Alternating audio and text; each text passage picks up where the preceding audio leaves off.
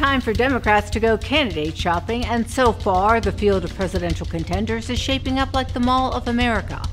Mad Maxine's got her finger in the cash box, and a look at what the media did not cover this week. And is it time for Mr. Trump to go balls to the wall? All this and more on this edition of Truth is Making a Comeback. Truth is making a comeback. America's top stories with Lisa K. Donner. Democratic candidates for president are springing up like dandelions on the back 40. It feels like each new sunrise brings another presidential hopeful forward. This current field of candidates comes in a variety of flavors. Yes, sirree, it's an all-in sandwich ready to unleash its progressive firepower against Donald J. Trump. So, what's a diehard Dem to do? Hillary Clinton's former aide Jennifer Palmieri wondered aloud if, quote, Democratic voters are going to be shopping around or make a quick purchase, unquote. Palmieri told USA Today that she believes they're going to shop around. And quite a shopping trip it will be, with an estimated 30-plus Democrats who have expressed interest in becoming the 46th President of the United States. Joining me now is Liberty Nation's chief political columnist, Tim Donner. No relation, of course. Welcome to Truth is Making a Comeback, Tim. Thanks, Lise. Good to be with you. All right. Since the Dems are shopping away, let's head on down to the mall towards the Kona Coffee Bar and meet up with Hawaiian Congressman Tulsi Gabbard. Well, Tulsi Gabbard is the first Hindu member of Congress. She's a 30-something, young, attractive, well-spoken, but an independent voice really within the Democratic Party, which has suddenly turned into a broadly pro-war party. Tulsi Gabbard is very much anti-war, opposes our presence in Syria, and that has put her at odds, amazingly, with most, or at least many, of her Democratic colleagues. Yeah, that's interesting. We wrote an article this week about Tulsi Gabbard, and a lot of conservatives were dialing in on her, but it seemed like her own party wasn't so happy with her. Well, that's mostly because she dares to think independently and dares to leave the reservation when she feels it's appropriate. She is the only truly independent voice in the Democrat Party, but she also does check many of the boxes. She's female, she's young, and she's articulate, and I think would make a good representation for the Democratic Party. I don't think it's so much a matter of whether she's in step with the party as to whether the party is in step with her. And apparently she's not in step with the party. Now let's pop over to Urban Outfitters for former Secretary of Housing and Urban Development, Julian Castro. What do you make of Castro? Well, again, other than the fact that he is not a woman, he checks all the boxes. He's young and he's Hispanic, and he toes the far left party line of the Democratic Party. He'll say all the right things. He's very handsome, appealing visually. As to whether he can separate himself from a field that's likely to include upwards of 24 candidates is very much up in the air. I also think, Tim, that he may have a name recognition problem. I mean, how many people know the HUD secretary under Obama? Well, I mean, he may get a perverse form of name recognition from those that might believe he's related to Fidel or Raul Castro, which, by the way, he is not. Very good. All right, let's pop into Eagle Spirit Native American store, and guess who we're going to find there? Three guesses, the first two don't count. Pocahontas. Well, Elizabeth Warren, Pocahontas, or Focahontas, as she's affectionately called by so many to the right of center, is a candidate, it seems to me, whose time has probably come and gone. The time for her to have run might have been 2016. Let's be honest, she's embarrassed herself with the DNA test, the results of which prove that she's actually only half as much an Indian as the average American.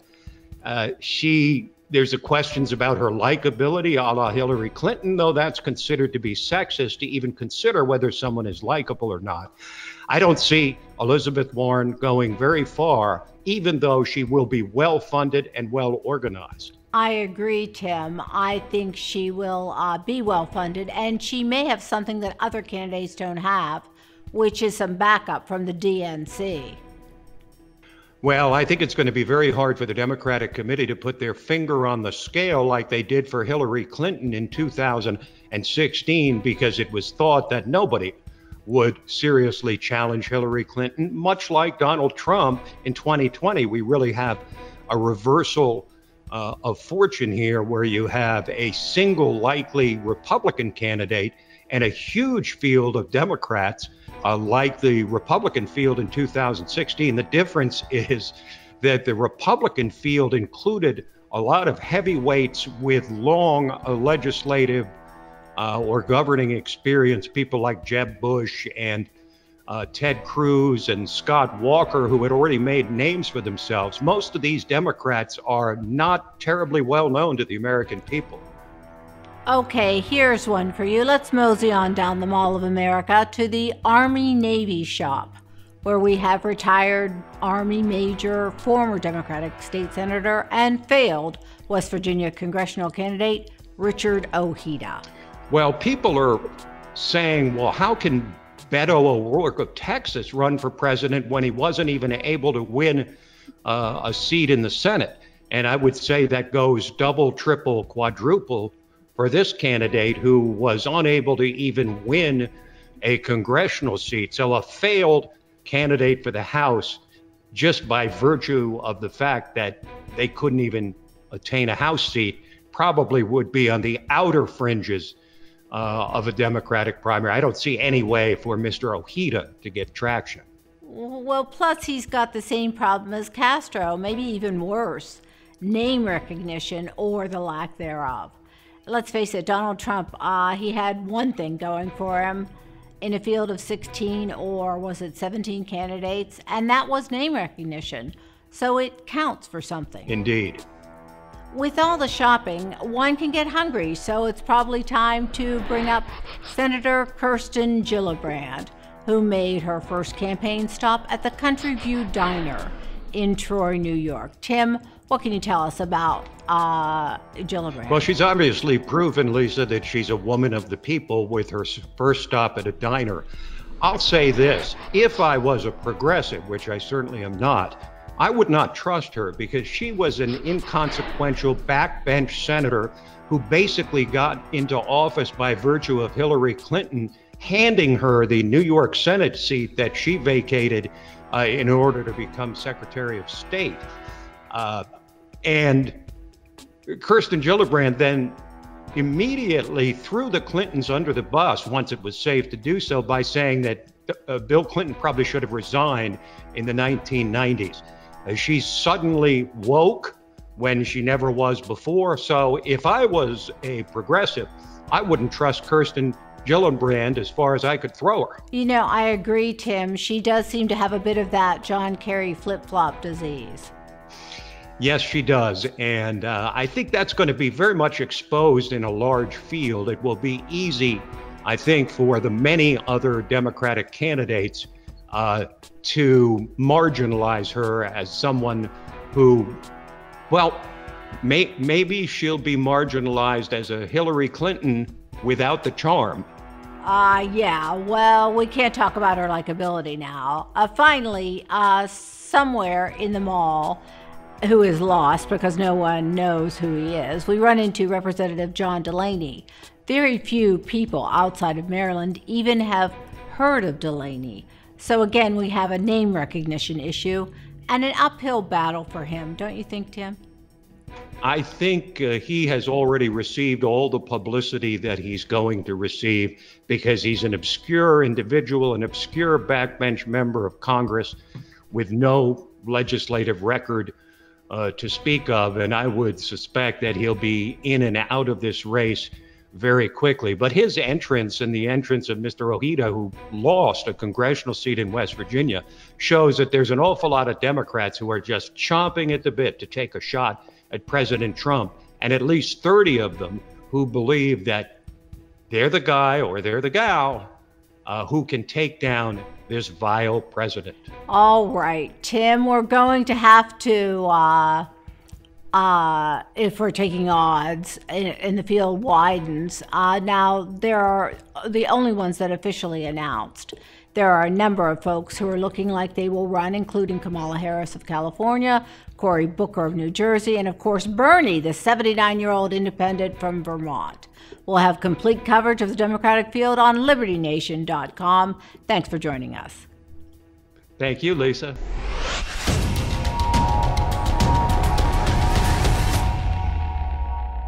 Quote, Wall Street may be in the throes of the biggest meltdown since the stainless steel Lehman Brothers sign came down in 2008 at the start of one of this country's most perilous economic times, unquote. So writes Sarah Cowgill of LibertyNation.com, and she goes on, quote, yes, it's official. Representative Mad Maxine, Democrat from California, is taking the reins of the ultra-powerful House Financial Services Committee, a position of authority and jurisdiction over America's banking system, economy, housing, and insurance. Joining us today is Sarah. Hi, Sarah. How's it going out in flyover country? Hey, Lisa. How's the weather? Cold and snowy in the middle of the country, and I'm in the middle of that. Oh, I am sorry to hear that. So I won't go on about the fact that it's 75 and sunny here in Florida. Yeah, whatever. All right, so we have Mad Maxine in charge of the moolah. Let's talk about this a little bit. This sounds very frightening. What could possibly go wrong? Putting Mad Maxine in charge of the Finance Committee, I mean, just the thought of that makes me sick. She's morally corrupt, and her financial dealings for her campaigns and for her husband and for everything personal to do with Maxine's own pocket is ethically immoral. You're right, but let's dig in a little bit for our viewers. Historically, what are some of Mad Maxine's money problems, personally and professionally? Well, back during the 2012 bailout, she funneled a bunch of money to a bank, One United, that would never, ever have been listed as a bailout candidate, simply because their lending practices were always horrid, and, basically victimizing the poorest sector of the country. Well, that bank was also her husband's bank, and she sat on the board of that bank, and she funneled at least $12 million to that bank, and none of the banking customers are ever going to see a dime of that. They haven't yet. But Sarah, the question is, how is she getting away with this? What about the House Ethics Committee? She's been under fire from the House Ethics Committee, and nothing sticks. Judicial Watch, a watchdog group, they have been after her for years. And I mean, they've got laundry lists that just will blow your mind if you're so inclined to look up Mad Max. But nothing seems to come of it. I don't know if the Democrats just love her and want to save her because she's got the biggest, rudest mouth in town and they need somebody like that, or because she's 80 and she's insane and they just want her to, go out on a high note. I don't know why she has the staying power that she does. So you're saying she's pretty slippery and fast and loose with her financial dealings. Oh my goodness, she sold her endorsements to get under the radar of the political financial laws. She sold her endorsements. Kamala Harris paid her $25,000 to slap her name all over Maxine Waters' direct mailers. I mean, it's unbelievable what she gets away with. All right, yeah, so I know you mentioned that she may be out for revenge. What's that going to look like now that she's head of the House Financial Services Committee? It's going to look like every other Democrat right now on Capitol Hill, just trying to screw President Trump any way they can. And, I don't know if he's done anything wrong, but it's not Mad Maxine's job. That's Robert Mueller's job. Now that Ms. Waters is in a position of real power, what might be some of the things that she's going to do to mess things up in this committee position? All she has to, she doesn't even have to use her brain. She's going to subpoena. She's for sure targeting Wells Fargo, and she's for sure targeting Deutsche Bank. Those are already on her radar. She's made it quite clear in every speaking engagement, in every speech. She's going after anything that she can find associated with improper lending practices and President Trump. Well, she also has some pretty hinky associations of her own, if I'm not mistaken. Isn't that true? Oh, yeah. Mad Max, her best friend, is a Black Panther cop killer who's been on the lam since 1979 after being convicted of said assassination. And this person lives in Cuba, and Mad Max visits her multiple times a year. Multiple times. Wow. I mean, I think she's insane. Maybe she's not insane. Maybe she's not clinically insane, but she advocates for violence. She advocates for people who commit violence. She's a dingbat, but she's a criminal dingbat. And the criminal part of it, I can't understand why she's, even allowed her position. I think she needs to be out of Congress. Seems to me like you're pretty clear on Mad Max. Just spitballing here, but you're not a fan? Gee, I don't really like her. I wouldn't have guessed. No, I just don't know how to upend what's happened. I don't know how to upend it, and I don't know how the American people can. But they've got to be worried. They need to be worried, and they need to keep an eye on it, what happens, what she does, and who she goes after in this position. All right, fair enough. Thank you very much. Sarah Cowgill, one of our amazing national correspondents. Read her fine articles on LibertyNation.com. Thanks, Sarah. Thanks, Lisa. Bye. Bye.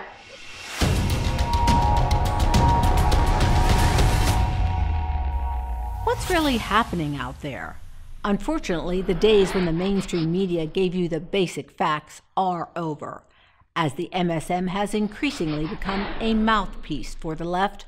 Americans have turned to outlets like LibertyNation.com for news, information, and commentary. We've had a big week with Liberty Nation Radio, the Uprising podcast, and of course, lots and lots of articles.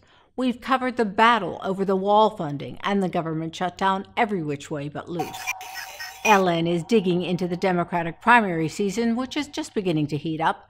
And we've had a look at some of the runners and riders, especially at Tulsi Gabbard, who appears to be taking more flack from fellow Democrats than from Republicans. Joining me now to discuss the big stories of the week and the week to come is Liberty Nation's managing editor, Mark Angelides. Hi, Mark. Hi, Lisa. So, what's been the biggest story covered by Ellen this week that hasn't gotten much, or perhaps any attention in the mainstream press?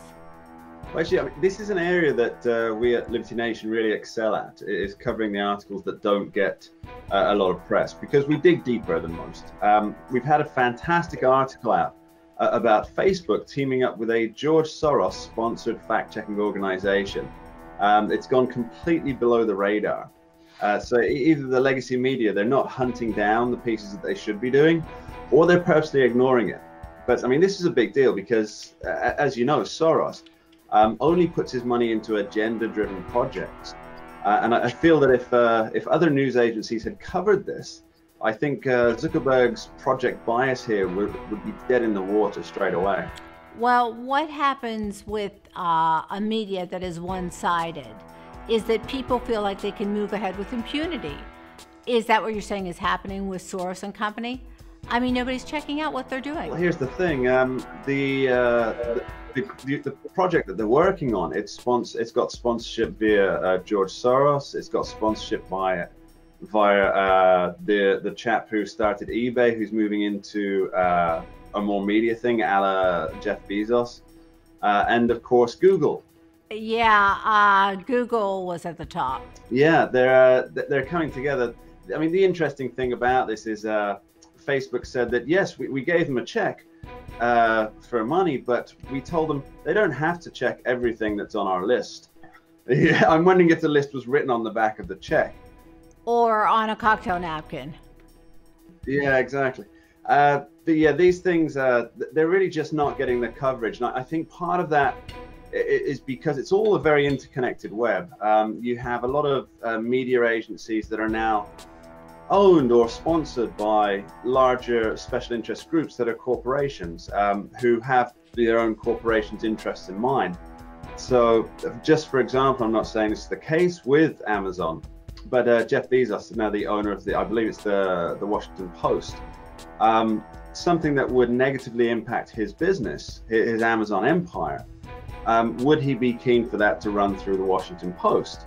And would the Washington Post editorial team, would they have some hesitancy about actually running a story that will negatively impact their main sponsor? I think this is a bit of an intermeshing that is detrimental to honest journalism. And well, it's not to mention that he's getting government contracts to boot. Oh yeah, very much so. It really seems that, as I say, the intermeshing of government, business, media, it's not a good thing. It's my opinion that this is not a good thing, that all these things are combined under one entity, or with enough fingers in each pies that each one impacts the other to on the balance sheet. So there's going to be personal interest, selfish interest there, and it shouldn't really be that way. They should, in an ideal world, remain separate entities. So what stories is Liberty Nation digging into this week, maybe that the MSM isn't? Well, not surprisingly, we're going to have a load of coverage on the government shutdown. Not just somebody said this, somebody said that, but we're actually going to be looking more into, for example, the Democrats who are into funding the border, which we did some work on that this week already, some articles on site on that. But also the Republicans that aren't willing to fund the border. Maybe dig a little bit deeper on, do they have any connections? What are their motivations for this? Is it purely an ideological stance, things like this? Or is there something behind it, perhaps with caucuses they're working with, special interest groups they represent? We're also going to be looking more into the Russian collusion boogeyman that has reared its ugly head again. Hasn't it, though? It's really amazing how it just kind of popped up again like a bad dream. Very much so. I mean, it had almost all but disappeared. And especially there are even talks coming out just in the legacy media about how it's going to be a damp squib, I believe is the term I read. The Mueller report is going to be a damp squib. But now something's happening, and although it's not coming from Mueller's office, and it doesn't seem to be coming from any of Mueller's, what should we say, tentacle sources that would generally leak information through or promote certain narratives through. But it seems to be coming actually from the media themselves, that they're trying to rear the head of Russian collusion again. And I'm wondering why, because no new information has come out other than it looks like this report's going to be a damp squib in the end. So what is it they're trying to distract from? I think that's something that we're really going to be looking into. What's the illusion? What's the look here while something's going on over here? What is that going to be? Well, we'll be looking forward to reading, listening, and watching some of these stories in the week ahead. Thanks so much for joining us. Very welcome. That's Managing Editor Mark Angelides for LibertyNation.com.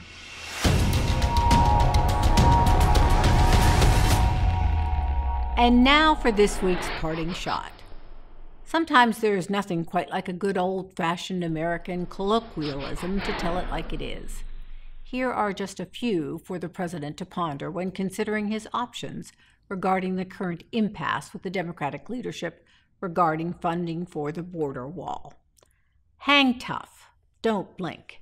And of course, the most descriptive idiom of them all, go balls to the wall. This colorful phrase is often thought of in relation to part of the male anatomy, but the truth is the expression originated with fighter pilots. When it was time to go full speed ahead, the pilot had to push the throttle all the way to the wall of the cockpit, and the top of the throttle is shaped like a ball. Thus the expression originally meant full speed ahead, throttle up, full power. The origin of this saying seems to contain sound political advice for President Trump in these most difficult of times.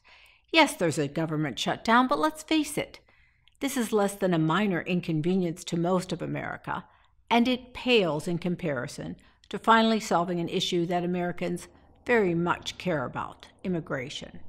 The left-wing legacy media likes to repeat the mantra that the government shutdown is a result of Mr. Trump's intransigence. But the truth is that this political conundrum began many years ago when members of both parties refused to pass and fund immigration reform. Whether the Democrats want to admit it or not, kicking the can down the road has brought us to the current immigration crossroad, which has now really become a crisis.